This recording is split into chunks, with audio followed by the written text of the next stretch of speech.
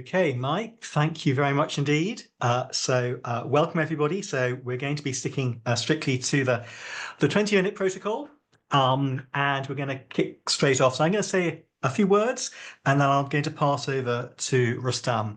So it's my particular pleasure to introduce Rustam to everybody this afternoon to discuss his latest publication, Byzantine Ideas of Persia, 650 to 1461.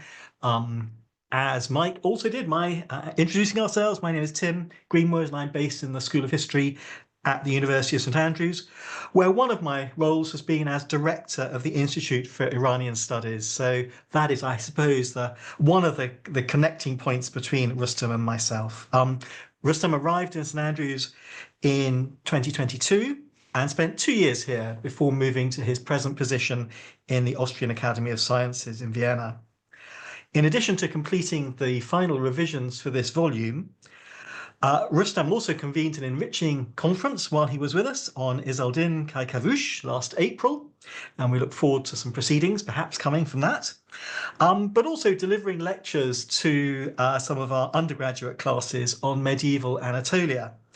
As I recall, he was surprised to discover that lectures in St Andrews last only 50 minutes.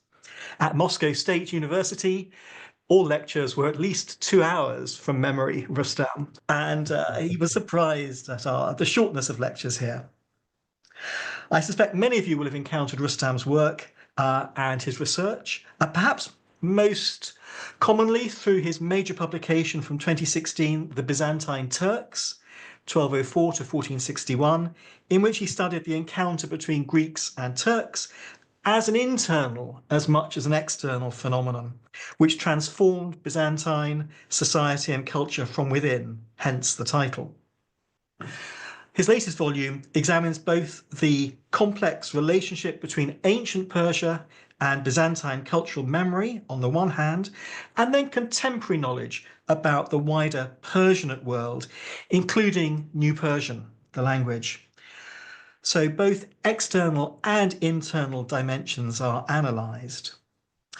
But just before I pass over to Rustam for his presentation, a quick reminder, please, and I can see from the screen, everybody is being incredibly obedient this afternoon, all microphones off, and questions, please, to be posted through the Q&A box rather than over the microphone. I'll read out the questions in the 10 minutes or so, or whatever time we have after Rustam's presentation and before the break. Okay, Rustam, I'm going to pass straight over to you. Okay, thank you very much, Tim. It's a great pleasure to see you, though via Zoom. Thank you for your flattering introduction.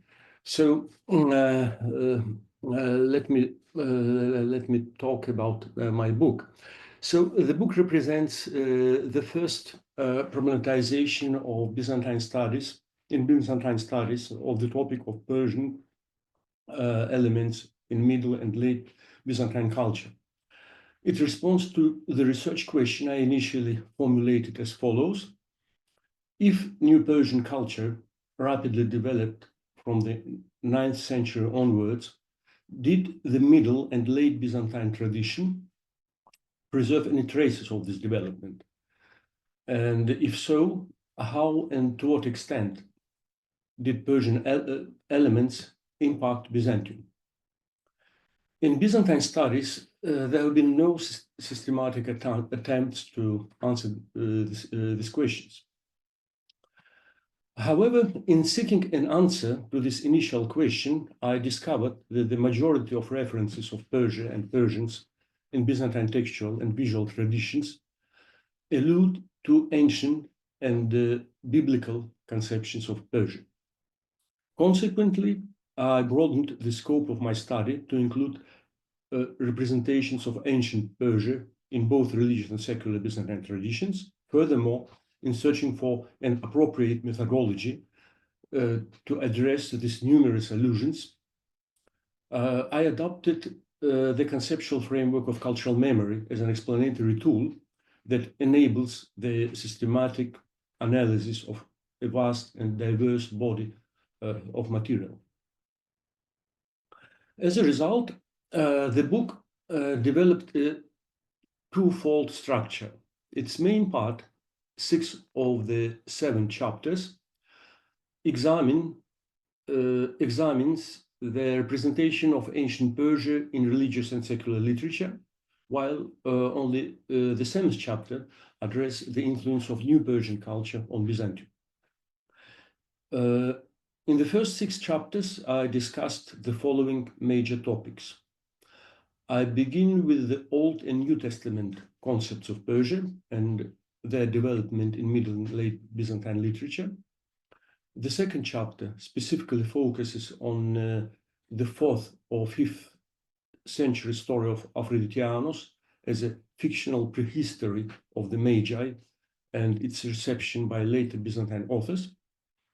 The third chapter discusses the place of the Persian martyrs in the official and popular religiosity of Constantinople.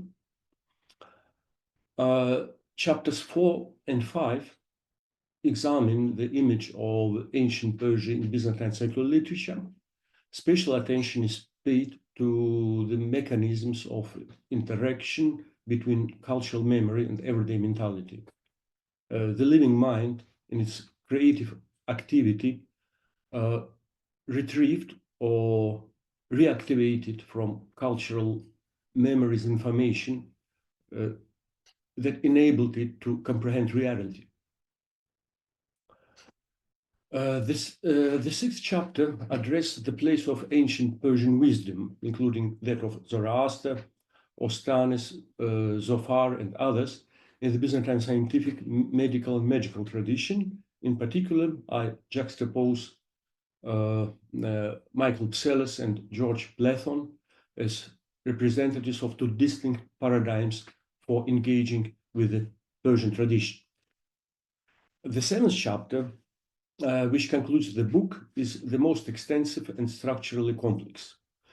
It examines the impact of New Persian culture on Byzantium. The chapter begins with an investigation of the Persian prosopography within Byzantine society from the 7th to 9th centuries. It then considers the circulation of the New Persian language in Byzantine contexts. Subsequently, the chapter explores why and in what sense the Byzantines applied the ethnocultural labels Persia and Persian to the Muslims of Asia Minor between the 11th and 15th centuries.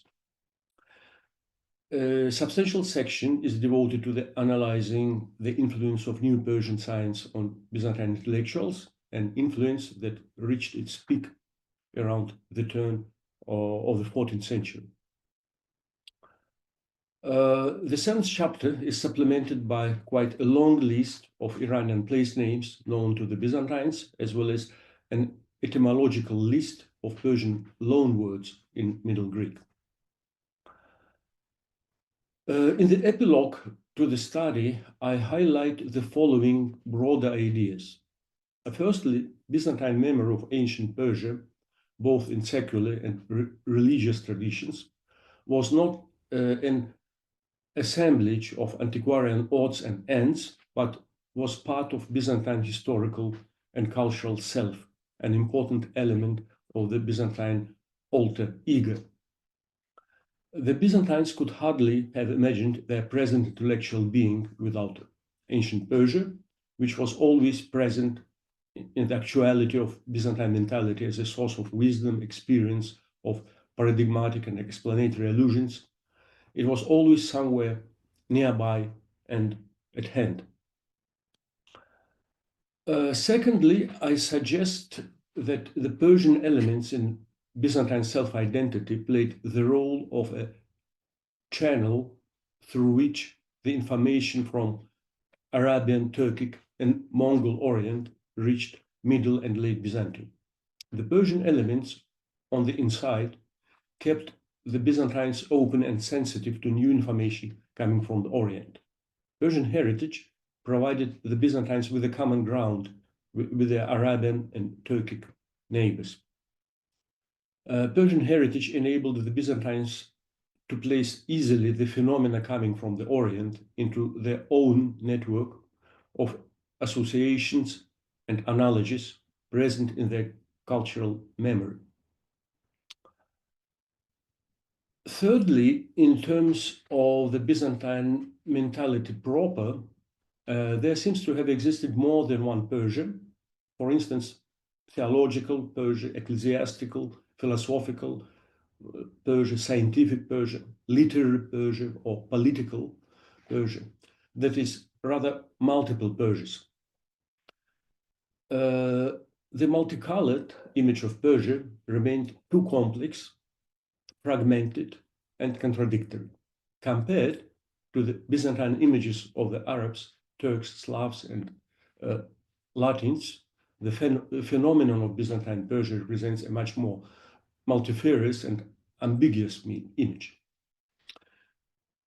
The diverse Persian images exemplify well the coexistence of conflicting discursive strategies in the Byzantine mentality.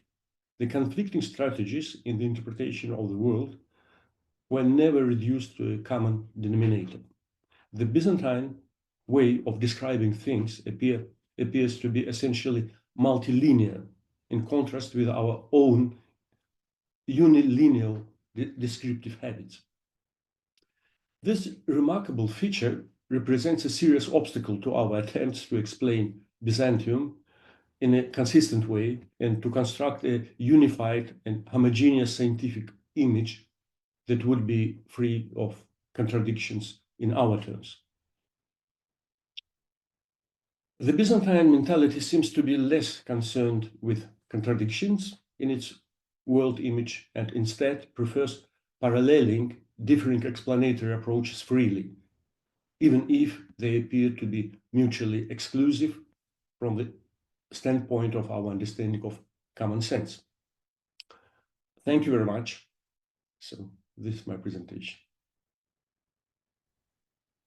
Okay, Rustam, thank you so much indeed for that presentation and for the clarity in with which you introduced everything. So at the moment, I'm open to putting questions to you. No questions have arrived as far as I can see so far. So maybe I can just start just by asking, yes, is it possible to detect any layers of New Persian within the Byzantine material? In other words, is it singular in character, or can you detect are there any regional divergences or dimensions to any of the New Persian material that you've been able to identify? Thank you very much for your question. Yes, I think, for the earlier period, say from the 7th century to the 9th century, we have very little of intellectual influences from just neighboring Persia, and we see more Persian refugees in Byzantium, soldiers and just common people who fled from Islamization in Persia at that period. So intellectually, Persia in the early Byzantine period was very poorly represented. There are some pieces of information about the Persian language at that time in Constantinople, in particular, but not so much actually. If we talk about 13th and 14th centuries, of course, the major impact of Persian influences is seen in intellectual Byzantine tradition and specifically in Byzantine science. I mean, astrology, magic, alchemy, and the like.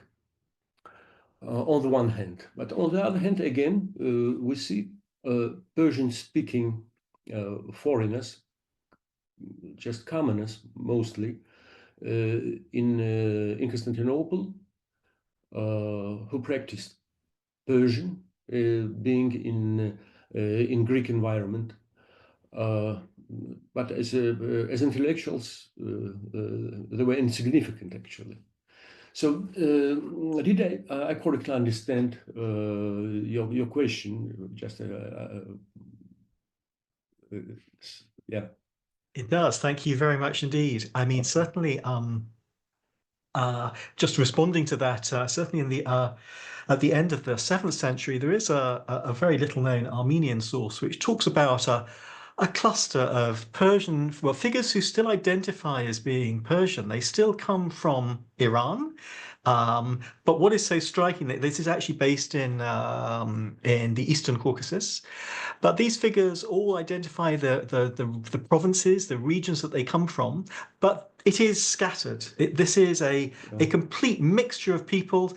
One group seem to come from Ctesiphon, another group seem to come from Fars, another group seem to come from Tabaristan. So it's from all over the place, and it's not possible to identify one particular location and say, oh, well, this group is a group that has somehow migrated or moved here. It's the flotsam and jetsam of the upheaval of the last 70 years that mean that it's not possible to detect any particular linguistic or ethnic or provincial kind of origin for this one group of people. So that very much fits with the kind of story that you're telling about the Byzantine material from this earlier period. Okay, so I think we are, unless there are any other questions that anybody would like to direct to Rustam, I think we will call it a day there. It's almost exactly 10 to, and I believe, according to the program, there is now an opportunity for a small break. I think that's right. So can I just thank Rustam so much for his presentation and to strongly recommend this work, whether or not it is the idea of Persia that you are particularly interested in, but methodologically, this has a huge amount to tell us and to challenge us in relation to what it means to be Byzantine as well in this era. So I would encourage this audience to seriously consider recommending this book for university purchase or for personal pleasure. Okay, thank you very much indeed. Thank you very much, Tim. Thank you very much, everybody, just for your attention. Thanks a lot. Okay, thanks so much. Okay.